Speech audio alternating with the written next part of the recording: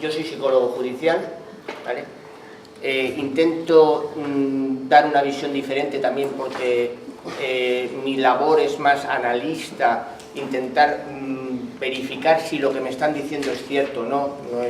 Hay unas diferencias entre la psicología clínica, etcétera, en el trabajo más forense, ¿vale? Y luego como psicólogo judicial pues intento hacer un análisis del trabajo y la situación que se vive con jueces, fiscales, abogados, etcétera, ¿vale? Intento hacer una visión para prácticamente darle al abogado el trabajo más caro, evidentemente como soy psicólogo, dentro de que crea en el caso y crea en la verdad que me están contando encima, y luego intento corroborarla. Bueno, me ha gustado el principio de estas conferencias porque se estaba hablando de valores.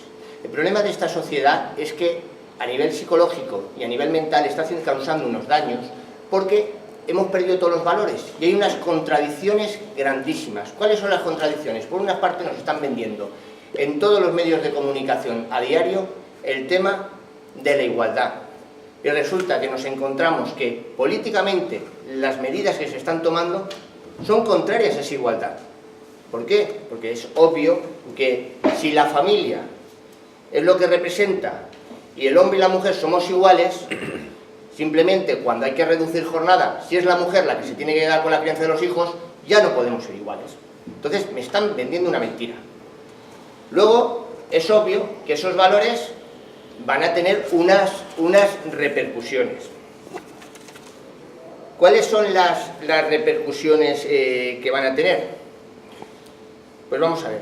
Las repercusiones psicológicas es que esos valores cambiantes modifican obviamente y transforman la sociedad, como decía el compañero. Claro, ¿dónde transforma? Pues mirad, en primer lugar, resulta que cuando te metes en un juzgado, nadie valora, en las familias, que el 10-15% de esta sociedad, desgraciadamente, tiene patologías.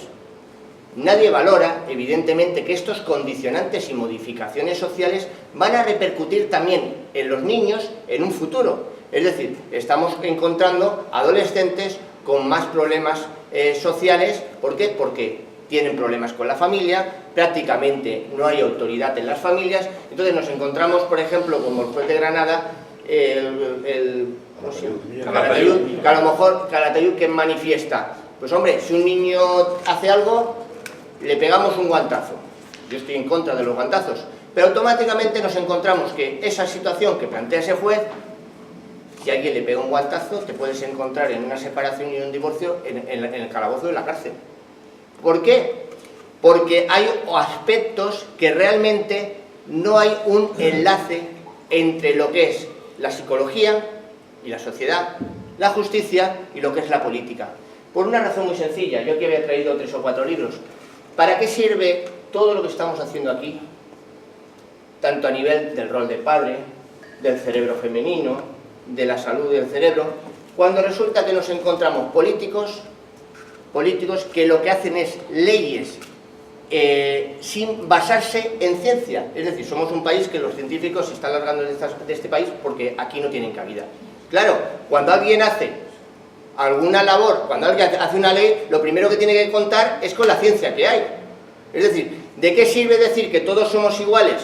Y aquí yo no he empezado a, por ejemplo, hablar de custodia compartida, que es algo lógico, porque es evidente que en una sociedad la custodia compartida nadie la tiene que poner en duda. Tendríamos que poner en duda y tendríamos que hacer un debate si la custodia monoparental o no, pero en una sociedad de igualdad, ¿por qué no custodia compartida? Es auténticamente irracional lo que estamos planteando aquí. Entonces, claro, estos políticos que nos estamos planteando, resulta que cuando tú vas, y ahora paso el tema judicial, a un juicio, a lo mejor tú planteas que sabes el 100% del caso. Resulta que el abogado se sabe un 10% del caso, o un 15%, porque su labor es más de derecho. El juez prácticamente no sabe. Claro, ¿cómo planteas que alguien que no sepa es el que tiene que decidir? Es decir, ponemos, el alumno es el que realmente tiene que decidir sobre el profesor.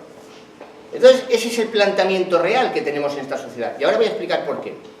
Claro, vivimos en una sociedad en la que al legislador se le escapa que los abuelos tienen derecho a ver a sus nietos, Por una parte, nos dicen en la ley que sí, pero luego, ¿cómo lo regula? Tiene un problema, los impedimentos del régimen de visitas. Cuando alguien impide, ¿qué haces? ¿Le quitas la custodia o no le quitas? Y automáticamente se mete en un problema. Automáticamente tenemos los traslados de domicilio de una ciudad o a X kilómetros de distancia. Automáticamente tenemos otro problema, que es el tema que hemos metido de violencia de género. Claro, ¿cómo regula eso? Si aquí es que la ley es muy matemática, pero la sociedad no es matemática. Nosotros no vivimos con esas matemáticas. Con lo que el problema real para mí, desde todo el análisis que puedo hacer, es que el problema social es que fallan los modelos. Falla el modelo. Y el cambio político tiene que ser a otros cambios de modelo. ¿Por qué falla el modelo económico? Porque es obvio, en una sociedad, simplemente el planteamiento, en una sociedad donde en los años 90 solo trabajaba el hombre, hay una introducción de la mujer y la tecnología ha aumentado, con lo que es obvio que todos no cogemos, porque en un vaso de agua coge hasta que se agota, 2 vasos de agua no cogen en uno. Y ese es el problema, cómo tenemos que cambiar esta sociedad en ese modelo económico y en el modelo judicial. ¿Cuál es el problema judicial? Pues nos encontramos un juez que lleva 1000 casos. Claro, si yo ya me dificulta llevar 25 o 30 al año, ¿cómo un juez va a saberse 1000 casos? Tiene que tener un equipo muy bueno detrás, que lamentablemente muchas veces no es la misma situación. Yo voy a poner un ejemplo. El otro día estaba haciendo una declaración sobre una denuncia falsa, intentaba que en la declaración me pusiese unas líneas porque había una diferencia si me ponía que me podía meter en un problema. Y entonces me viene la secretaria, porque eran las 2 de la tarde, claro, yo no tengo horas, pero los funcionarios sí que tienen horas. Entonces, claro, y me dice que empezamos a discutir, porque el que tenía que poner mi declaración era el funcionario. O sea, resulta que si luego está mal puesta, me puedo meter en un problema o deontológico o en una querella, me está diciendo la secretaria que el que tiene que expresar mis palabras es el funcionario. Para que veáis la situación que se vive. Claro, entonces estamos hablando de que cuando tú tienes que transmitir, por ejemplo, a un juez, o sea, antes hablaba con el compañero, un trastorno límite de la personalidad, el trastorno límite de la personalidad, por ejemplo, ya tiene problemas de droga, tiene problemas de alcohol, tiene problemas ambivalentes, es decir, unas veces está depresivo, otras veces está ansioso, otras veces tiene... Es decir, ¿cómo transmites algo que el juez desconoce completamente y no le da importancia? Es decir, estás hablando de que si cogieses una mujer, el trastorno límite de la personalidad, además hay estudios sobre eso, el hombre que lo padece es un maltratador hacia la mujer. Claro, la mujer lo padece 3 veces más, pero eso no lo tenemos en cuenta. Sin embargo, el antisocial, pues evidentemente que son las personas, la mayoría de que están en las cárceles, es mayor en el hombre que en la mujer. Porque hay unas diferencias. Bueno, claro, cuando coges a un juez, ¿cuál es el problema? ¿Qué formación ha tenido en esto? Ninguna. El problema es que el juez solo sabe de leyes. El político solo sabe de lo que políticamente es correcto. Y esto no le interesa para nada, porque el que hace la ley no es el que tiene la formación. Y entonces nos metemos en otro problema, incluso ideológico, porque cuando tiene que instruir a un político, el que se lleva es una asociación ideológica, no se lleva un científico para hablar de estos temas. Entonces nada sirve, lo siento, el compañero, ni la compañera, ni ninguno de los que estamos en esta mesa, porque nada tiene que ver con el político. Es decir, a mí me gusta cuando han hablado antes de valores, porque realmente los políticos tenían que ser lo que el pueblo y la ciencia lleva, porque no sirve políticamente correcto. ¿Qué tienen que hacer una ley para mejorar a los hombres o a las mujeres? O que alguien como me diga a mí que estoy en contra de la ley de violencia de género. No estoy en contra del maltrato, evidentemente a favor del maltrato a la mujer. Lo que hay que hacer una regulación para que también esas denuncias falsas que existen se regulen. Cuando cogemos al fiscal, si hemos cogido 1000 casos que tiene el juez, que ya es prácticamente imposible, si hacemos una media toca que cada día tendría que resolver de 2 o 3 horas de trabajo 3 casos. Cuando hay juicio, ya me dirán ustedes. El otro día me llamaba la atención, creo que el sábado pasado, cuando salía el tema de la chica esta de la Asunta, y el juez se sabía todo el juicio de memoria. Entonces, claro, yo me planteo, si este ha dedicado 150 horas a este juicio, a los otros ha cogido y los ha apartado, o prácticamente les ha dedicado media hora, porque no tiene más. Y es un problema que los jueces se deberían de quejar, porque, fíjate, en esta falta de empleo, que haya más jueces, porque eso beneficia a todos nosotros. Fiscal, el problema es que el fiscal a lo mejor lleva 4 o 5 juzgados.